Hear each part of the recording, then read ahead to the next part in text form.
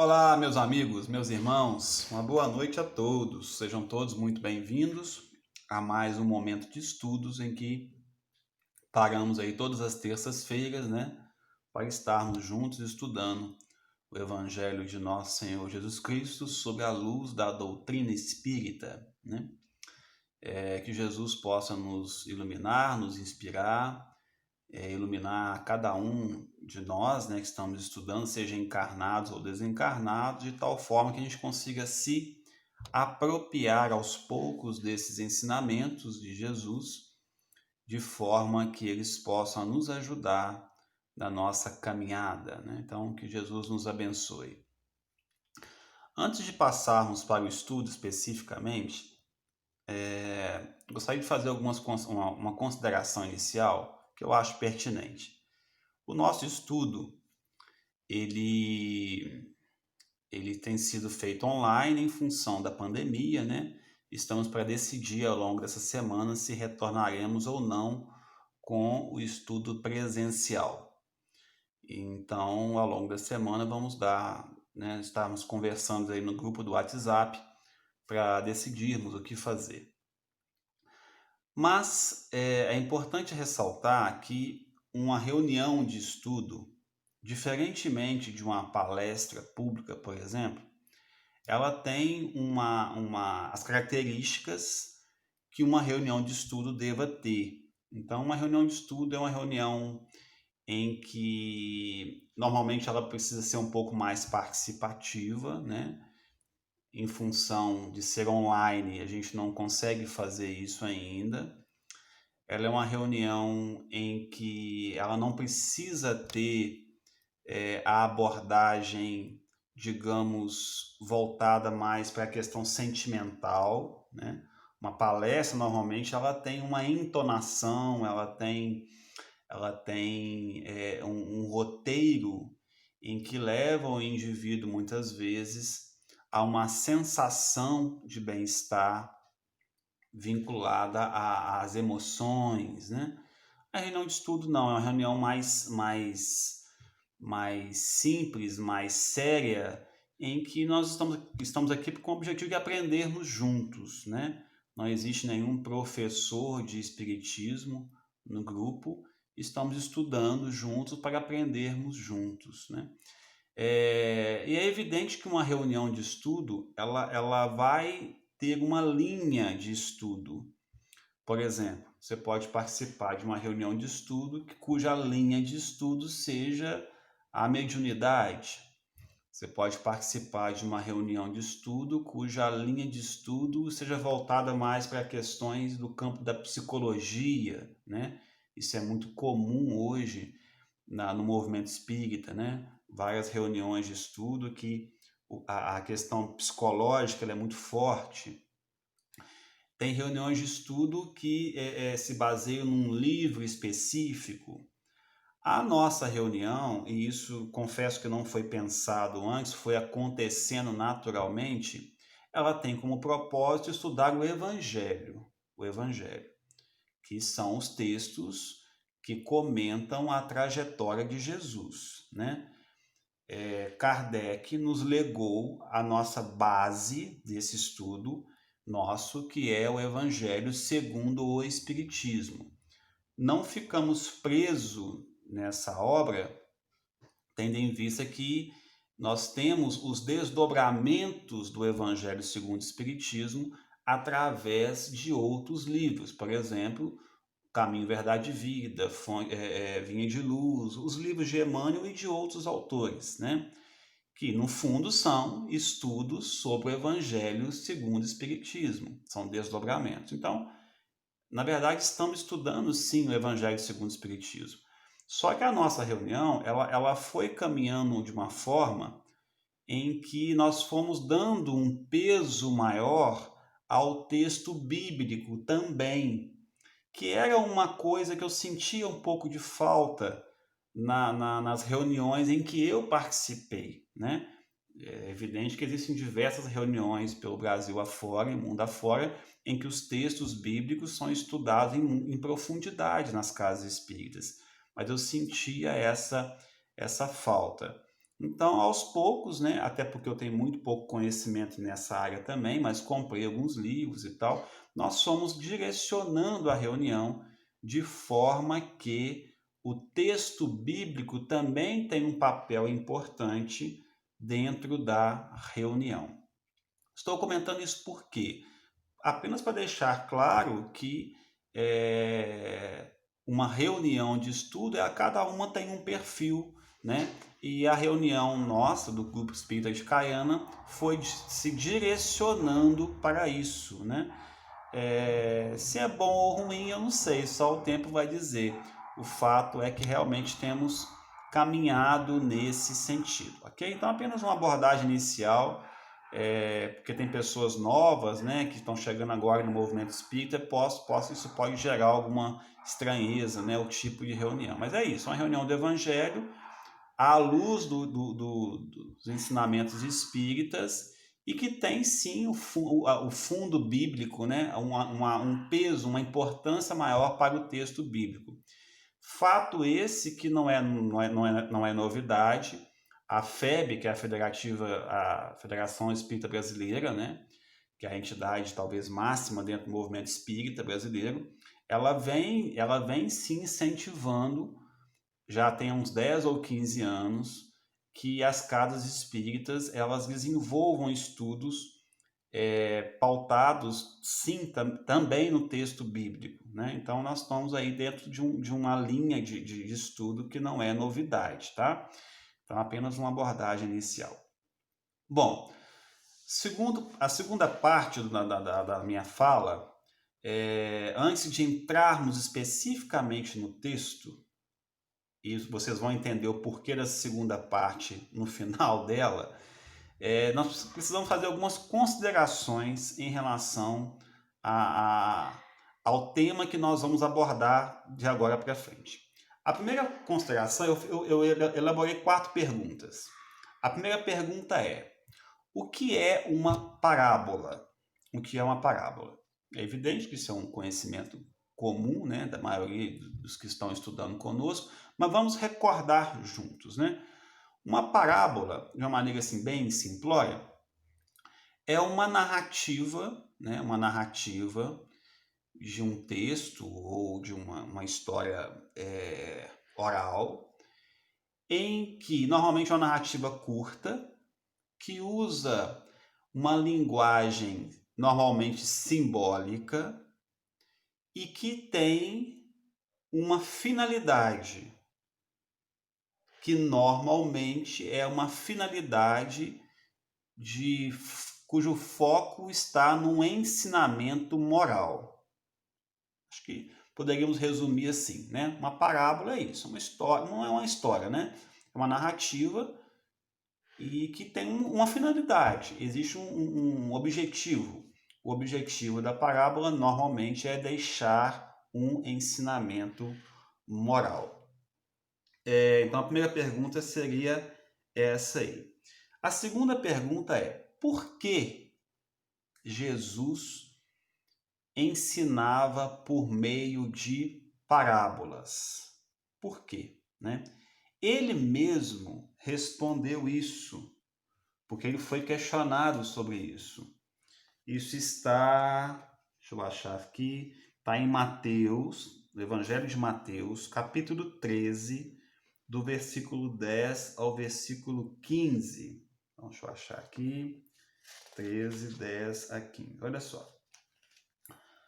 Quando ele vai falar da parábola do semeador, um discípulo se aproxima dele e perguntou: por que eles falam em parábolas? E em resposta ele disse, Jesus respondendo, né? Porque a vós foi dado conhecer os mistérios do reino dos céus, mas aqueles não foi dado conhecer. Pois aquele que tem lhe será dado, e terá em abundância. Mas aquele que não tem, até o que tem será tirado. Por isso lhes falo em parábolas, porque vendo não veem, e ouvindo não ouvem nem compreendem. Bom, então Jesus respondeu aqui. Allan Kardec também nos nos explica isso, essa fala de Jesus, no Evangelho segundo o Espiritismo, no capítulo 24, vocês podem conferir lá, e também na questão 627. Então, aqui nós estamos na terceira pergunta. O que o Espiritismo tem a nos dizer sobre essa fala de Jesus? Olha o que os Espíritos nos falam na questão 627. A pergunta é assim: uma vez que Jesus ensinou as verdadeiras leis de Deus, qual é a utilidade do ensino dado pelos Espíritos? Tem a nos ensinar alguma coisa a mais? Olha o que os Espíritos responderam. A palavra de Jesus era frequentemente alegórica e em parábolas, porque falava segundo os tempos e os lugares. É necessário agora que a verdade seja inteligível para todo mundo. É preciso bem explicar e desenvolver essas leis, uma vez que há tão poucas pessoas que a compreendem e ainda menos as que as praticam. Então, os Espíritos vêm deixar bem claro para a gente que existia uma importância significativa no fato de Jesus ensinar por meio de parábolas, tendo em vista que ele estava deixando um ensinamento para a posteridade.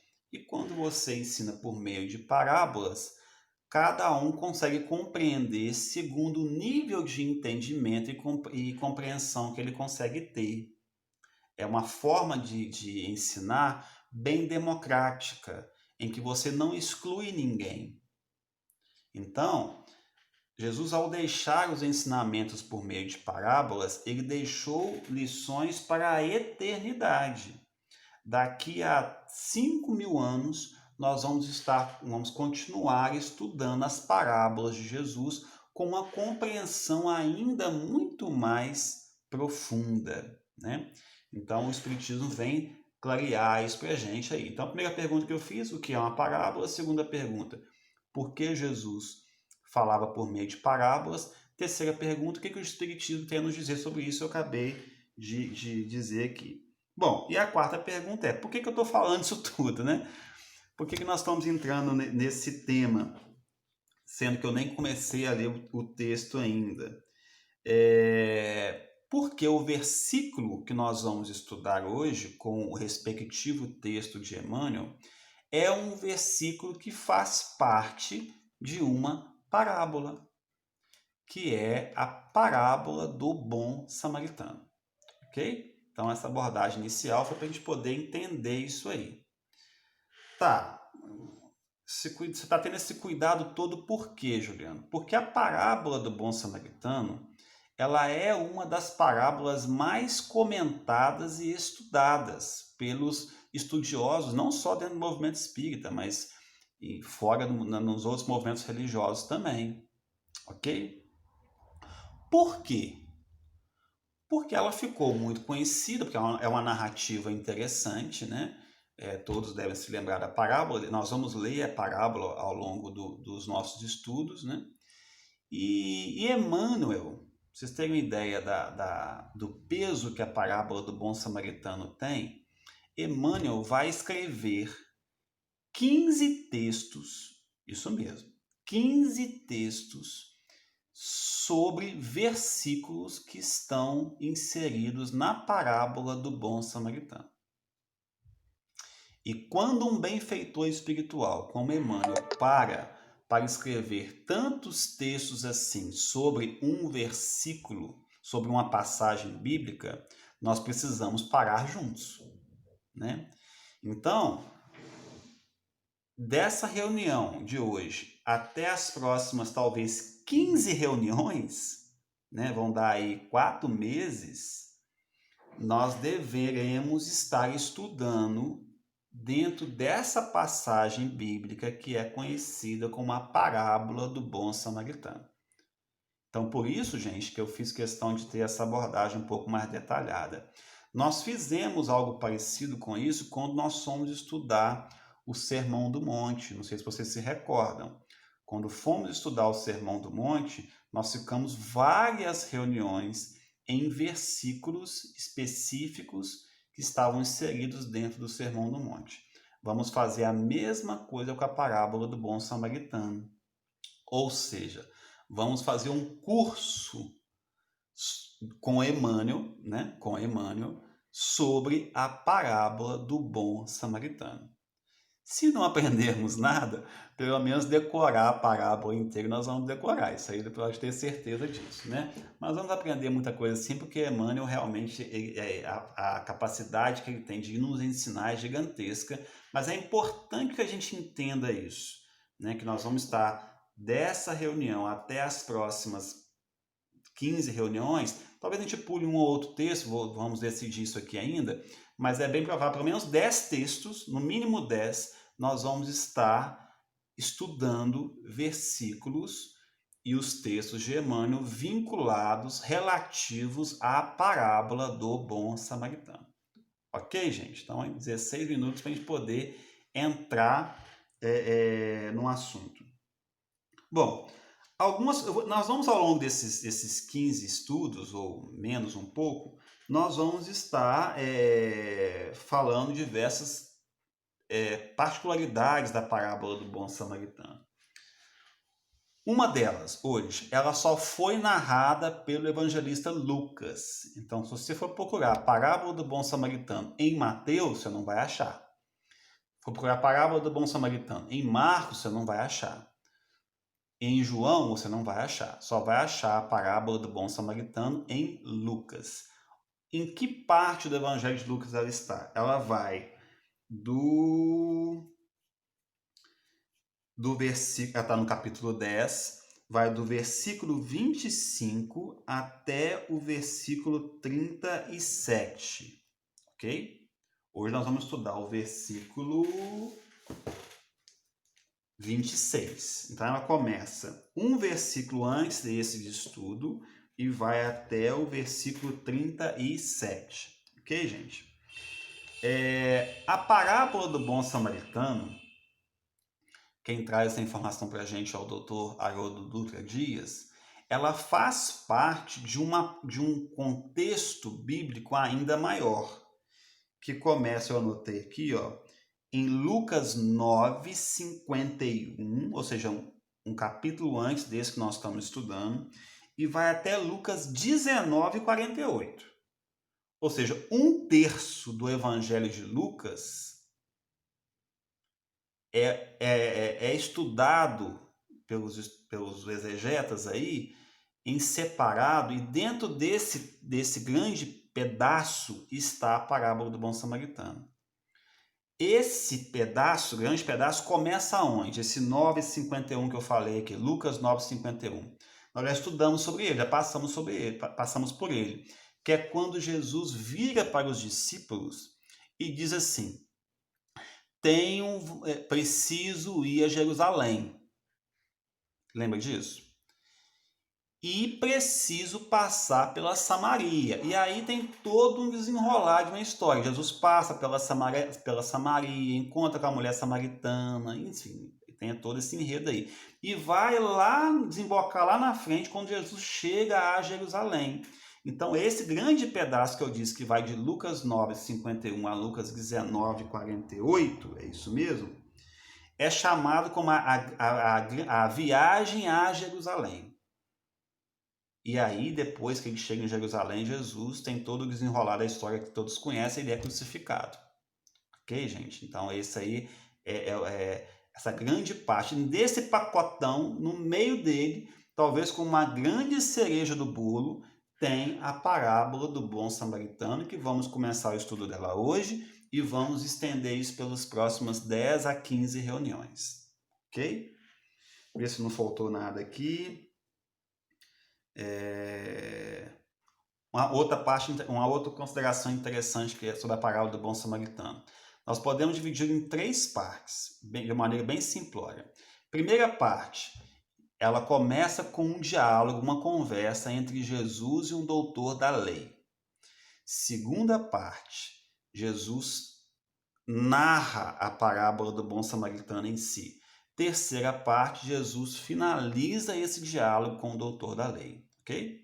Então, Esse versículo que vamos estudar hoje faz parte da primeira parte, que é o diálogo de Jesus com um doutor da lei.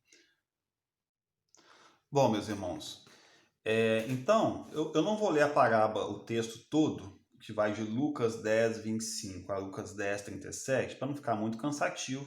Vou ler apenas a primeira parte, que é esse diálogo de Jesus com o doutor da lei. Começa assim, em Lucas 10, 25. E eis que certo mestre da lei levantou-se para testá-lo, dizendo: Mestre, depois de fazer o que herdarei a vida eterna? Então, é uma pergunta que o doutor da lei faz para Jesus. Ele lhe disse, que é o versículo nosso de estudo: que está escrito na lei? Como lês? Em resposta, disse: Amarás o Senhor teu Deus de todo o teu coração, de toda a tua alma, com toda a tua força e com toda a tua mente, e o teu próximo como a ti mesmo. Disse-lhes: Respondestes de forma justa. Faze isto e viverás. Ele, porém, querendo justificar-se, disse a Jesus: Quem é meu próximo? Prosseguindo, disse Jesus: Certo homem. Aí Jesus começa a contar a parábola do bom samaritano. Ok? Então, esse diálogozinho, o segundo versículo dele é o nosso versículo de estudo. Ou seja, Jesus responde a uma pergunta do doutor da lei, que ele faz a pergunta, né? No versículo anterior, olha só. E eis que certo mestre da lei levantou-se para testá-lo, dizendo: Mestre, depois de fazer o que eu herdarei a vida eterna? Né? O que eu tenho que fazer para herdar a vida eterna? É uma pergunta do doutor da lei. Jesus responde a essa pergunta com duas perguntas. Interessante isso, né? Que é uma prática comum em professores. Por isso que eu falo que Jesus é um grande educador, um grande professor. Comentamos isso na reunião passada, né? Quando você percebe que um aluno tem condições de responder a uma pergunta que ele mesmo fez, normalmente o professor não dá de mão beijada. Ele retorna aquela pergunta de uma outra forma, às vezes com uma contra-pergunta, para que o aluno se mexa e consiga responder aquilo que ele mesmo perguntou. Sócrates fazia muito isso na sua maêutica, né? Ele ia instigando perguntas para que o próprio indivíduo chegasse às respostas dos seus questionamentos. É Jesus aqui agindo como um grande educador, né? Ele responde ao questionamento com duas perguntas. Essas duas perguntas, elas parecem iguais, mas não são, né? Que é o nosso versículo de estudo, ó. Jesus diz, né? O que está escrito na lei? Primeira pergunta. Segunda pergunta, como lês? A primeira pergunta, o que está escrito na lei, eu vejo como uma pergunta totalmente impessoal. Ou seja, não é uma pergunta que depende de uma interpretação no caso do doutor da lei, né? Jesus apenas queria que ele lembrasse de uma informação. O que está escrito na lei? Ele responde: Amarás o Senhor teu Deus. Aqui nós vamos estudar na semana que vem. Ele está citando aqui o Velho Testamento, tá? Que muita gente acha que essa fala é de Jesus. Na verdade, ele está citando o Velho Testamento. Isso é uma informação. Ele decorou aquilo e respondeu. Jesus ouve, tá? Como lês? A segunda pergunta é que é interessante. Porque a segunda pergunta, ela é subjetiva, ela é pessoal. Ela depende de cada um de nós, né? E aí Emmanuel, também como um grande professor que vem pegar essa segunda pergunta, como lês, e trazer um texto para nós, para que a gente possa estudar qual o significado dessa segunda pergunta. E agora sim, podemos ir ao texto de Emmanuel. Então vamos lá. Já no primeiro parágrafo de Emmanuel aí, nós temos algo interessante, olha só. A interrogação do mestre ao doutor de Jerusalém dá a ideia do interesse pela nossa maneira de penetração da leitura. Eu vejo Emmanuel falando o que com a gente aqui dentro do meu entendimento? Jesus, os benfeitores espirituais, o maior deles que a gente tem conhecimento é Jesus, eles querem que a gente perceba qual é o peso que nós damos às leituras que nós fazemos. Quando eu falar de leitura aqui, ao longo de todo o estudo, você pode entender isso como uma leitura de um texto, de um livro, né? Ou pode entender isso como uma leitura de um livro que são as circunstâncias que você enfrenta ou as pessoas que você vivencia. Muitas vezes, as pessoas que estão ao nosso lado, ao nosso redor, são os melhores livros que a gente pode ler.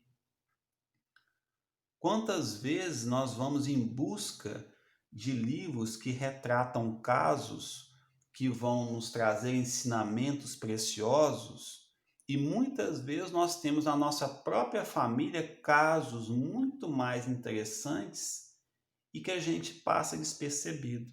Então, sempre que nós comentarmos todo o estudo aqui, como ler, nós podemos relacionar esse como ler aos textos em livros ou também às pessoas livros que nós convivemos no nosso dia a dia.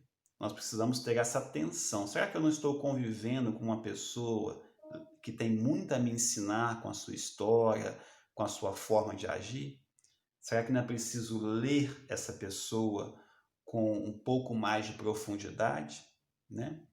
Mas mesmo nas nossas buscas pelos textos escritos, que tipo de penetração da leitura, usando aqui a linguagem de Emmanuel, que nós temos dado a essas leituras?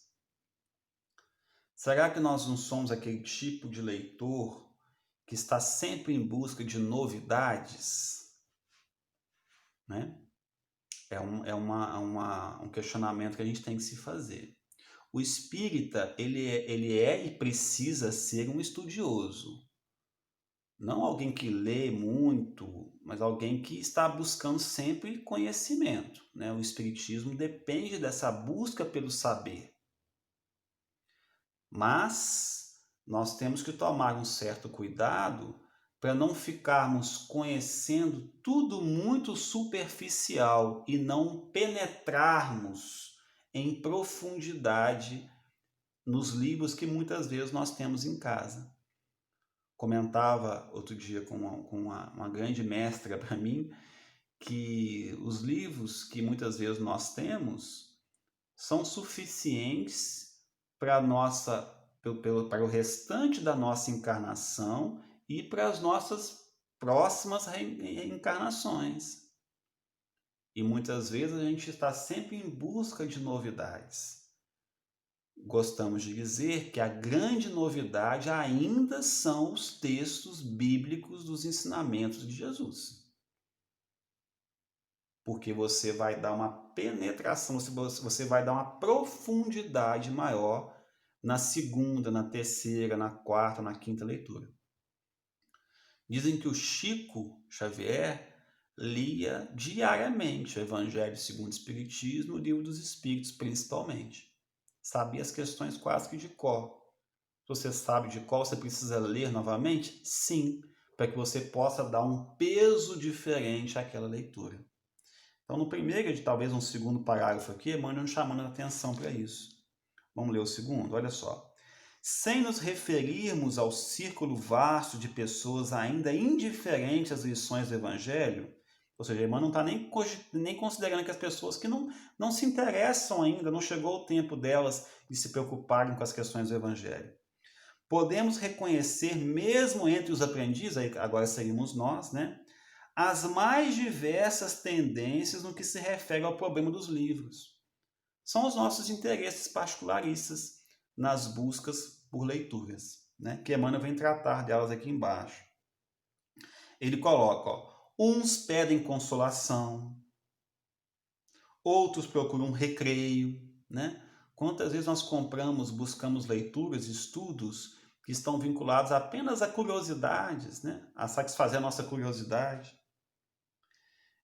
Aos que buscam motivos tristes para cultivar a dor, isso existe.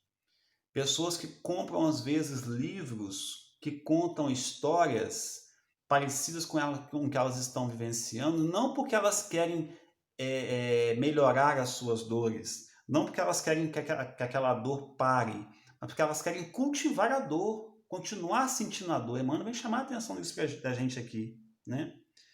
Tanto quanto os que se arvoram em caçadores de gargalhadas, né? Livros de entretenimento que você apenas vai rir, né? Eu gosto bem dos livros de piada.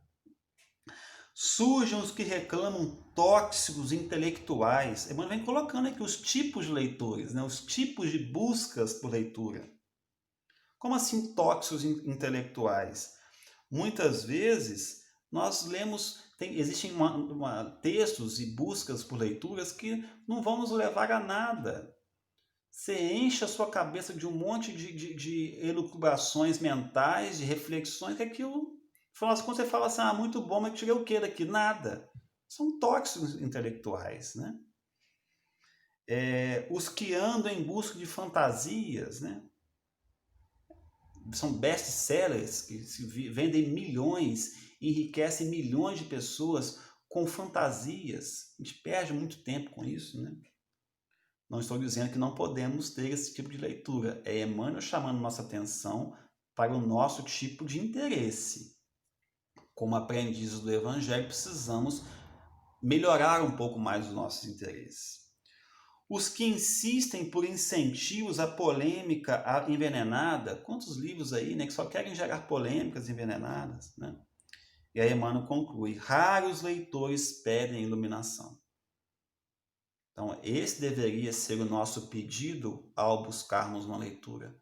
Eu preciso me iluminar. Esse livro deveria ser até um mantra nosso, sempre que nós comprássemos um livro e começássemos a ler, que pedíssemos aos benfeitores da vida que nos inspirasse de tal forma que, ao terminar aquele livro, nós pudéssemos estar mais conscientes, mais iluminados, né? São raros que fazemos isso. Sem isso, entretanto, podem ler muito, saturando o pensamento de teorias mais estranhas. Chega o dia em que reconhecem a pouca substancialidade dos seus esforços. Você vai ver que toda aquela energia que você gastou, muitas vezes não te levou a lugar algum. Porque sem a luz, e é a luz que nos faz caminhar, né? As trevas nos faz paralisar, a luz nos faz caminhar, ela clareia o nosso caminho e você tem vontade de caminhar. O conforto pode induzir a preguiça, ao entretenimento, à aventura menos digna, à tristeza, ao isolamento, ao riso e ao deboche. Ou seja, Emmanuel colocando aqui que, a depender do seu tipo de interesse pela busca de leituras, você vai ter uma consequência. É uma lei de causa e efeito. A depender da sua busca, você vai ter um efeito inerente a ela, né? Com a iluminação espiritual, todavia, cada coisa permanece em seu lugar, orientada no sentido próprio da utilidade justa. Então, a iluminação, a busca pela iluminação espiritual, através de uma leitura edificante, por exemplo, né? A depender da nossa capacidade de aprofundar naquela leitura, vai nos favorecer, consequentemente. E Emmanuel encerra. Que procuras? Emoções? Consolo? Entretenimento? Não ouvides que o mestre pode também interrogar-te. Emmanuel voltando ao título agora, ele sempre faz isso, né? E normalmente ele finaliza os textos voltando, chamando a atenção do versículo, tudo novamente. E aí ele finaliza, como lês? Como lês, né? Então, meus irmãos, é um assunto assim, bem específico, né? assim como foi a semana passada, também com o texto Doutrinações, mas que é importante a reflexão. Como, o que, como e aonde estão me levando as leituras, as buscas que nós estamos tendo. Uma questão muito particular, né? Espero que cada um possa responder para si, e se a resposta não for baseada em tudo aquilo que nós falamos, quem sabe, né? Mudar. Porque, mas eu não tenho hábito, eu não gosto, Juliano, de alguns tipos de leituras. A gente sempre gosta de dizer que hábitos são construídos, né? Bem devagar, sem pressa, mas precisam iniciar. Então, se você não tem o hábito de uma leitura edificante, comece. Esses textos, geralmente, são textos curtos, né? Comece lendo um texto por dia. Quem sabe lá na frente você não vai ter um prazer maior nessas buscas por leituras que realmente possam nos iluminar. Eu acho que a gente tem que estar sempre dosando a quantidade de tempo e de energia que a gente se dedica às coisas que fazemos no nosso dia a dia. E muitas vezes nos dedicamos muito tempo a leituras que não nos levam a lugares nenhum, né? Então, fica aqui a dica, né, de Emmanuel para que a gente possa estar refletindo juntos. Meus irmãos, muito obrigado pela atenção de todos, um forte abraço aí a cada um de vocês, né? A saudade é imensa, esperamos estar juntos muito em breve e até a semana que vem, se Deus quiser.